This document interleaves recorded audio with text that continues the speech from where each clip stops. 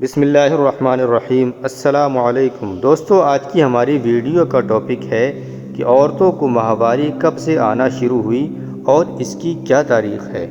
دوستو، اکثر کہا جاتا ہے کہ عورتوں میں حیض کی ابتدا بنی اسرائیل سے ہوئی، جبکہ کچھ کہتے ہیں کہ سب سے پہلے حیض حضرت حوا سلام اللہ علیہا کو آیا، جو ان کے لیے اللہ کی طرف سے سزا تھی۔ آج کل اس موضوع پر بہت سی ویڈیوز چل رہی ہیں کہ جن میں گمراہ کن باتوں کے ذریعے مسلمانوں کے ایمان خراب کرنے کی کوششیں کی جا رہی ہیں، اور بنا سوچے سمجھے ہم اس بات کو مان بھی رہے ہیں کہ حیض ہم سب کی ماں حضرت حوا سلام اللہ علیہ کے لیے ایک سزا تھی، جبکہ ایسا ہرگز نہیں ہے۔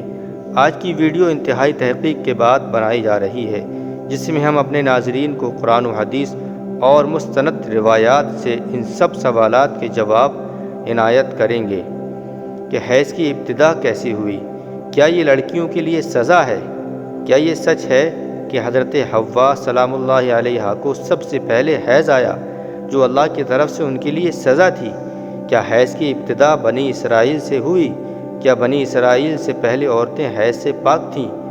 ابن خلدون، عبد الرزاق اور مسند اسحاق میں حضرت عبداللہ بن مسعود رضی اللہ تعالیٰ عنہ اور حضرت اسماء سے اس طرح روایت نقل کی گئی ہے کہ بنی اسرائیل کی عورتوں کو یہ اجازت تھی کہ مردوں کے ساتھ مسجد میں جا کر نماز پڑھتی تھیں۔ مردوں اور عورتوں کے درمیان ایک پردہ لٹکا دیا جاتا تھا۔ پھر ایک دن ایک لڑکی مسجد میں نماز ادا کرنے کے لیے آئی۔ وہ اپنی ایڑیاں اٹھا کر مردوں میں اپنے عاشق دوست کو جھانکنے لگی۔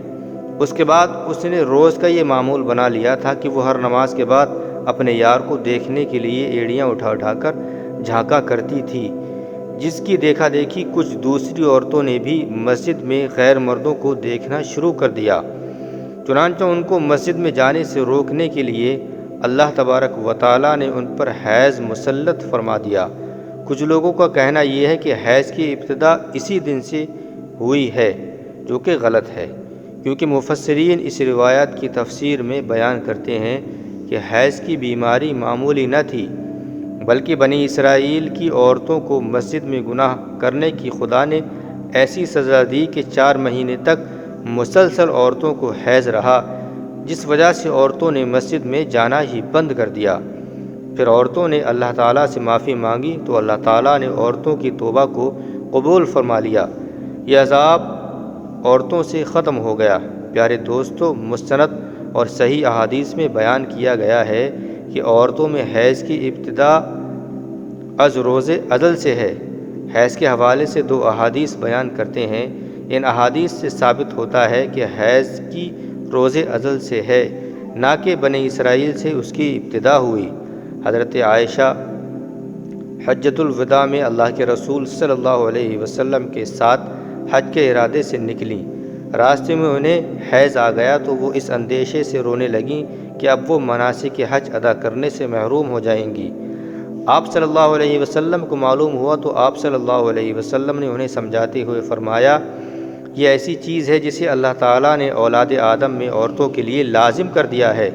اس حالت میں تم بھی وہی سب کرو جو حاجی کرتا ہے، صرف پاک ہونے تک بیت اللہ کا طواف نہ کرو۔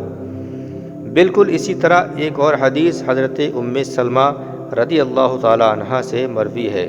حضرت ام سلمہ رضی اللہ تعالیٰ عنہ بیان کرتی ہیں کہ ایک موقع پر میں رسول اللہ صلی اللہ علیہ وسلم کے پاس تھی کہ مجھے حیض آنے لگا۔ میں وہاں سے اٹھ گئی۔ آپ صلی اللہ علیہ وسلم نے دریافت فرمایا، کیا؟ تو میں نے بتایا کہ مجھے حیض آنے لگا ہے۔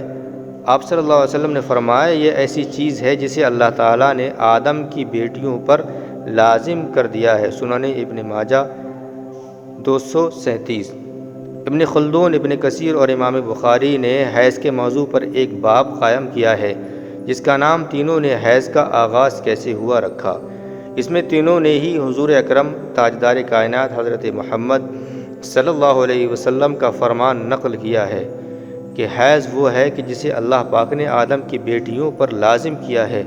اب ہمیں اس سوال کا جواب مل ہی چکا ہے کہ حیض کی ابتدا بنی اسرائیل سے نہیں ہوئی، بلکہ اس کی ابتدا حضرت آدم ہی کے زمانے سے ہو چکی تھی، کیونکہ حضور اکرم صلی اللہ علیہ وسلم نے فرما دیا کہ حیض کو اللہ تعالیٰ نے آدم کی بیٹیوں پر لازم کر دیا ہے، چنانچہ آدم کی بیٹیاں بنی اسرائیل سے پہلے بھی تو موجود تھیں۔ علامہ ابن حجر عسقلانی اور فتح الباری میں بھی یہی ثابت ہوا ہے کہ حیض ابتدائی تخلیق سے عورتوں کے مقدر میں لکھ دیا گیا ہے۔ اب انہی روایات میں روشنی ڈالتے ہیں جن میں یہ لکھا گیا ہے کہ حیض کی ابتدا حضرت حوا سے ہوئی اور ایسا بطور سزا ہوا۔ امام طبری سورہ بقرہ کی آیت نمبر 25 کی تفسیر میں حضرت عبد الرحمن بن زید کی یہ روایت نقل کرتے ہیں کہ حضرت حوا کو پہلے حیض نہیں آتا تھا، ان کی تخلیق پاکیزہ ہوئی، یہاں تک کہ انہوں نے اللہ تعالیٰ کی نافرمانی کی اور ممنوعہ پھل کھایا جس سے ان کو جنت سے نکالا گیا، پھر ان کو حیض اور حمل کی سزا دی گئی۔ اور لکھتے ہیں کہ اللہ پاک نے تب فرمایا میں نے تجھے پاکیزہ بنایا تھا لیکن تو نے میری نافرمانی کی، اس لیے اب میں تجھ سے خون جاری کر دوں گا۔ امام طبری کے علاوہ سب مفسرین نے اس روایت کو ناقابل قبول کیا ہے۔ حیض اصل میں ایک طبیعیاتی مظہر ہے جس سے ہر مہینے عورت بلوغت سے سن یاس تک دوچار ہوتی ہے اور اس کی صحت کی علامت سمجھا جاتا ہے۔ اسی حیض کے خون سے ہی بچے کی پرورش کی جاتی ہے، یہ اللہ تعالیٰ کا نظام ہے۔ غیر حاملہ عورت کو اگر حیض نہ آئے تو اس کو بیماری کی علامت سمجھا جاتا ہے، یہ عورت کے لیے کوئی سزا نہیں ہے، اور نہ ہی یہ بات کسی روایت سے ثابت ہے کہ حیض عورت کی سزا ہے، بلکہ یہ ایک ذمہ داری ہے جو اللہ پاک نے انسانیت کی تخلیق کے لیے عورتوں پر ڈھالی ہے۔ اس لیے جو عورتیں اس ذمہ داری کو بخوبی نبھاتی ہیں وہ ثواب کی مستحق ہیں، جیسا کہ حضرت عائشہ رضی اللہ تعالیٰ عنہا نے ایک دفعہ حضور صلی اللہ علیہ وسلم سے سوال کیا کہ اے اللہ کے نبی صلی اللہ علیہ وسلم، مجھے تو لگتا ہے کہ عورتیں پیدا ہی مصیبت جھیلنے کے لیے ہیں۔ حضرت عائشہ رضی اللہ تعالیٰ عنہا کا اشارہ حیض کی تکالیف کی طرف تھا۔ نبی اکرم صلی اللہ علیہ وسلم مسکرائے اور فرمایا نہیں، بلکہ یہ ایسی چیز ہے کہ جس کے ذریعے بنی آدم کی عورتیں آزمائی گئیں۔ اس حدیث کی تشریح میں علامہ ابن حجر فتح الباری میں لکھتے ہیں کہ عورتوں کی تخلیق ہی اللہ پاک نے ایسے ہی کی کہ انہیں حیض آئے، ان پر پہلے دن سے ہی لازم کر دیا گیا۔ جو عورت اس پر صبر کرے گی تو وہ اجر کی حقدار ہوگی، اور جو اس کو مصیبت اور برائی سمجھے گی وہ اللہ تعالیٰ کی تخلیق میں عیب ڈھونڈے گی، وہ اللہ تعالیٰ کے یہاں گناہ کی مستحق ہوگی۔ حیض اللہ تعالیٰ کی طرف سے عورتوں پر آزمائش ہے جس پر عورتوں کو اللہ تبارک و تعالیٰ اپنے فضل سے اجر و ثواب عطا فرمائے گا۔